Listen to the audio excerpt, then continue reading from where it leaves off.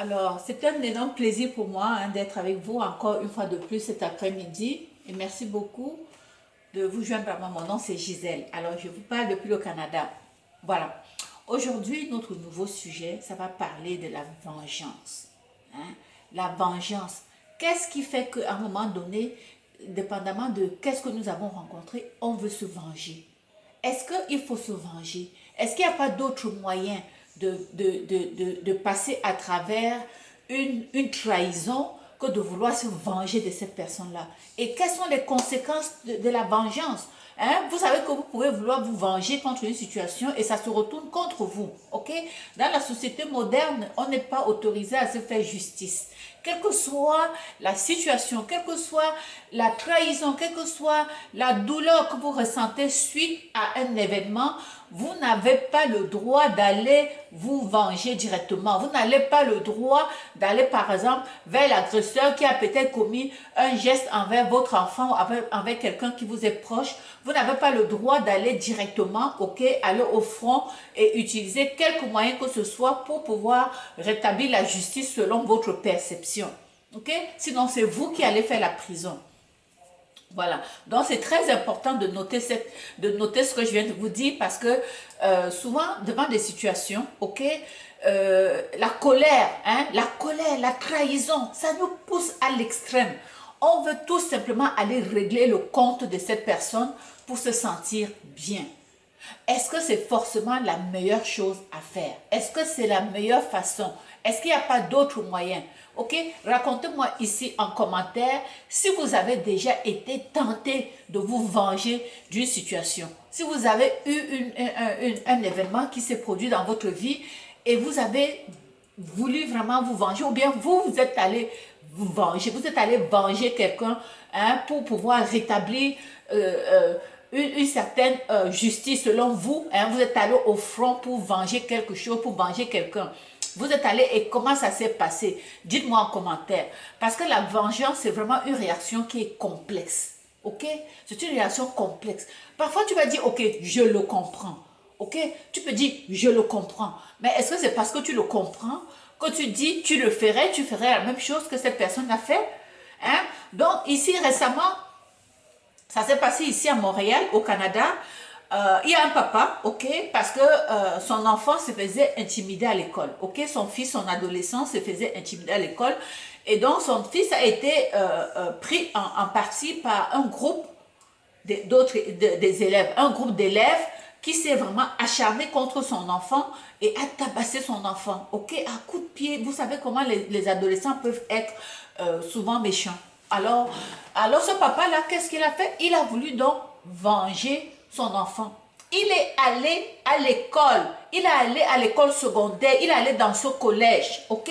Il s'est présenté au collège à la sortie d'école et il savait quels sont les étudiants qui avaient pris en partie son fils et il les a tabassés comme il faut, ok? Donc il est allé venger son enfant. Hein, c'est ça qu'il a fait. Il est allé, il s'est dit, vous qui faites du mal à mon enfant, je vais venir régler votre compte. Et il est allé lui-même au front et il s'en est pris à ces jeunes-là. Vous pensez que qu'est-ce qui est arrivé à ce papa? Bien sûr que lui, il va maintenant être poursuivi pour voie de fait, ok? Parce qu'il n'avait pas le droit de le faire. Tu n'as pas le droit d'aller te faire ta propre justice. S'il y a un événement qui se passe et avec lequel tu n'es pas d'accord, tu portes plainte. Ok? Vous allez me dire que ça dépend de où on se trouve et vous avez raison, parce que j'ai souvent vu en Afrique, je suis allée en vacances et j'étais dans un taxi, on passait dans un carrefour et j'ai vu comment la population était en train de lapider quelqu'un en plein carrefour et les gens applaudissaient. Et là, j'étais scandalisée et je demande, mais pourquoi les gens font ça? Et le taximan qui conduisait, il me dit, c'est parce que ce monsieur que tu vois qu'on est en train de tabasser, il ne sait même pas. Il a dit, quand on fait ça, c'est parce qu'il a volé. Parce qu'il a volé, alors les gens règlent son compte. Alors tout le monde sort et chacun son coup. Ils s'en foutent si tu laisses ta vie. Parce que le taximan disait que quand ils font ça, c'est parce que ces gars-là viennent voler alors qu'ils ont travaillé dur pour pouvoir acquérir ce qu'ils ont acquis. Et cette personne vient seulement, il veut la vie facile, il vient voler ce qu'eux, ils ont travaillé pour pouvoir acquérir. Et c'est comme ça qu'eux, ils règlent leur compte. Et vous savez quoi? On ne l'a même pas arrêté. On ne les a même pas arrêtés. Donc, dépendamment des pays où vous trouvez, les gens ont des façons de régler leurs affaires. OK? Bon, peut-être dans ces pays-là, hein, dans nos pays, hein, en Afrique, on sait bien que le système de justice, c'est un système de justice à vitesse variable. Hein, je veux dire, si vous êtes coté ou bien si vous n'êtes même pas coté, ça dépend. Hein, vous pouvez appeler la police ne se présente même pas si vous êtes dans une situation fâcheuse. OK? Alors, qu'est-ce que les gens font? Ils se font leur propre justice. Ils décident de se faire leur propre justice. C'est comme ça. Est-ce que c'est la bonne chose? Je vais dire, c'est relatif. C'est relatif. Je ne peux pas condamner ce qui se fait en Afrique. Ou bien, si je condamne, c'est toujours le contexte. Il faut voir le contexte. Ben, c'est ça. Hein? C'est ça. Alors, pourquoi les gens vont vouloir se venger? C'est parce qu'il y a une réaction émotionnelle derrière ça. Et qu'est-ce qui peut avoir créé cette émotion? Ça peut être un événement tragique. Hein? Encore là, je vais prendre encore l'exemple de situations que j'ai vécues en Afrique. Un chauffeur, hein, un chauffeur qui fait un accident sur la route en Afrique, et il a la malchance, il a le malheur que cet accident-là se termine par un décès. Hein? C'est-à-dire, il tue quelqu'un, je veux dire, avec sa voiture, il fait l'accident et un passant, un enfant, quelqu'un meurt sur la route, hein, un passant est écrasé et il meurt. S'il ne part pas, la population va le lapider. Ok? La population le lapide. Je ne sais pas si ça se passe comme ça dans d'autres pays, mais je sais que dans des pays comme le Cameroun, la population, juste la population civile, règle le compte de ce chauffeur. C'est comme ça.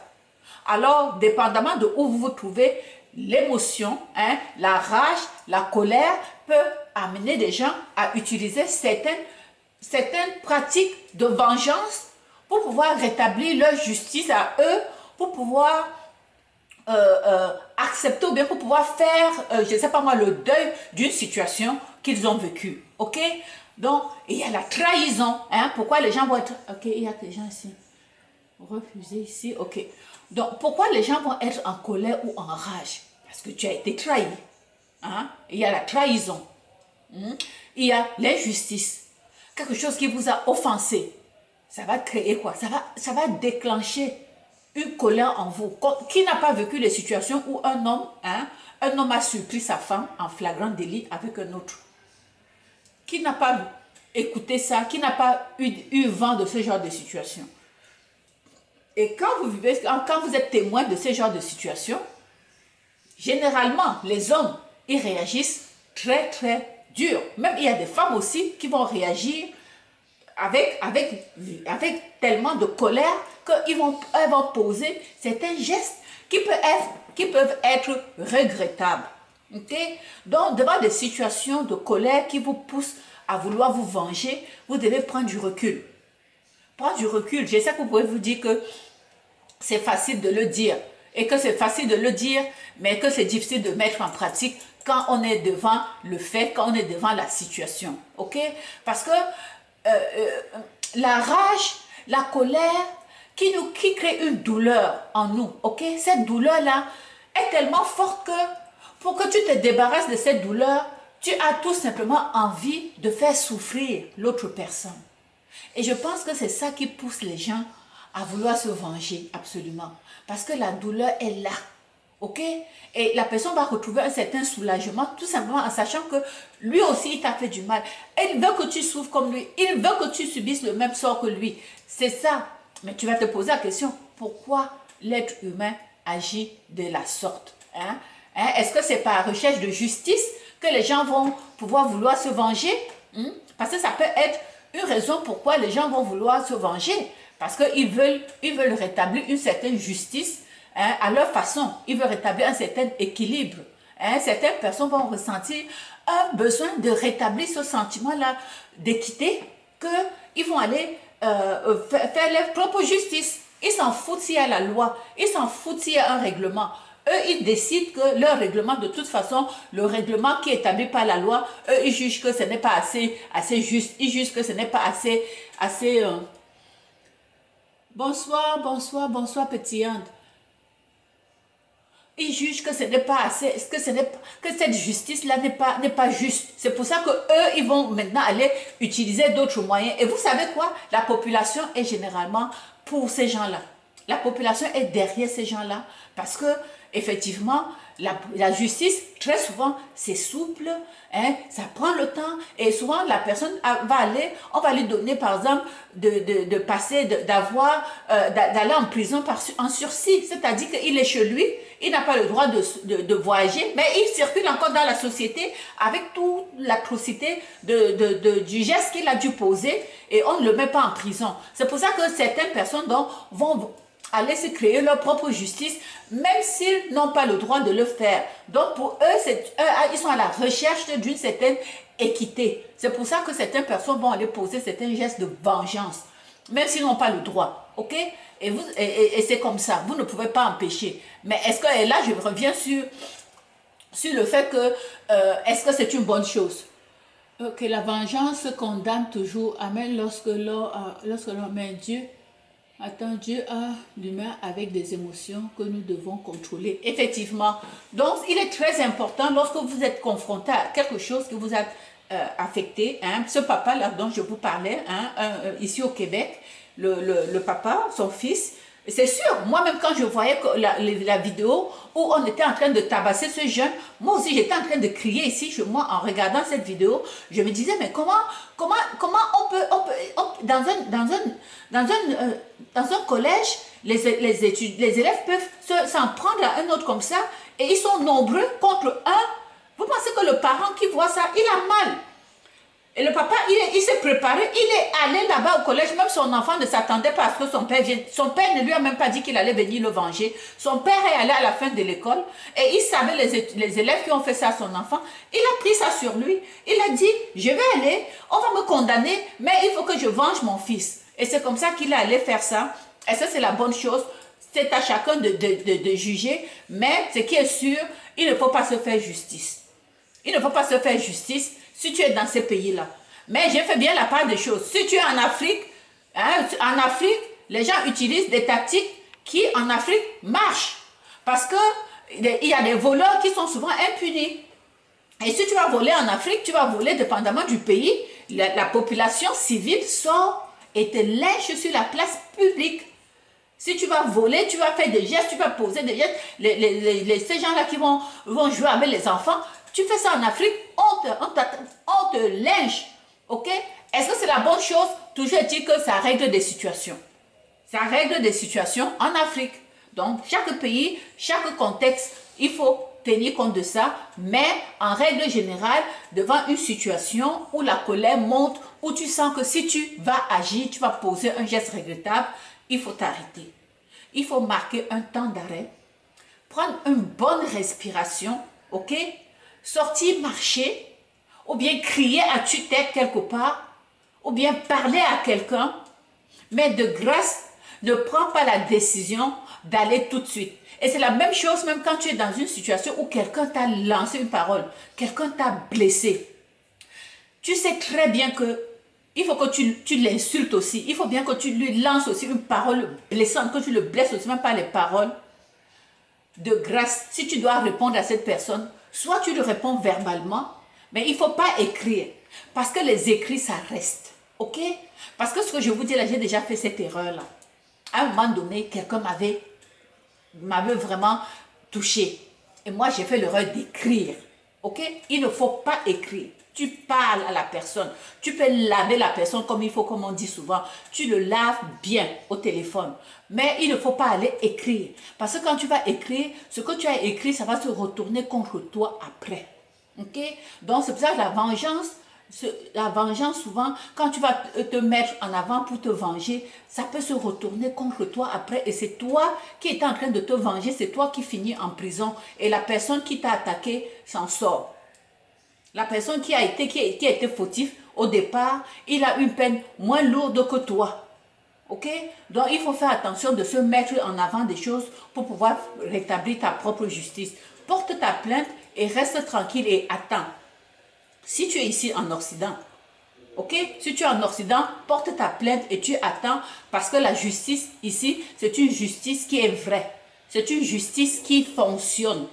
Ce n'est pas notre justice de nos pays où les gens vont payer, hein, ils vont soudoyer les juges, ils vont soudoyer les gens pour que leur cause ne soit jamais entendue. Ok?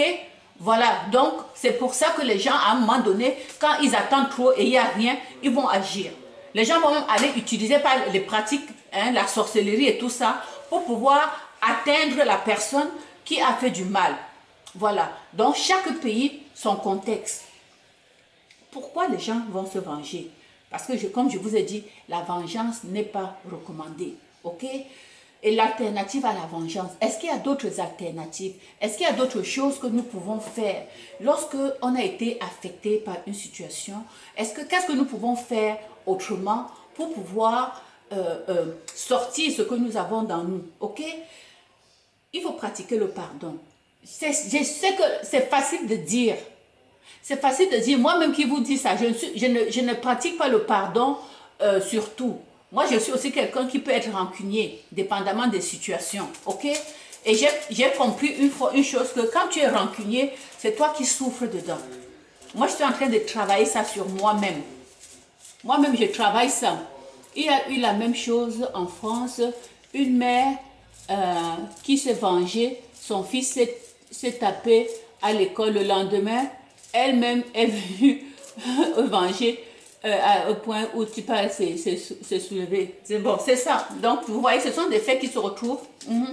Donc, ce que je disais, c'est que quand tu te venges, ou bien quand tu gardes quelque chose sur le cœur, après, quand tu n'es pas capable de pratiquer le pardon, la personne qui t'a fait du mal, la personne continue à te faire du mal. Tu sais quoi? Parce que la personne a posé un geste qui t'a fait du mal. Si tu ne trouves pas le moyen de sortir ce mal-là de ton cœur en disant je ne veux plus parler à cette personne, en disant cette personne-là je le déteste, cette personne, et tu ne cherches pas à t'asseoir avec la personne ou bien à rencontrer la personne pour que vous régliez la chose une fois pour toutes, ou bien pour que toi tu lui dises les 4 vérités en face, ou bien pour que tu... Il faut absolument trouver le moyen de dire à la personne ce que tu as sur le cœur, au lieu de choisir l'option de que je ne veux plus jamais lui parler, je ne veux plus jamais la voir. Parce que quand tu choisis cette option, tu vas toujours avoir ça sur ton cœur. Et là, cette personne va continuer à te détruire jour après jour. Parce que chaque jour, tu vas penser à cette personne. Puisque cette chose-là est dans ton cœur et ça te fait mal.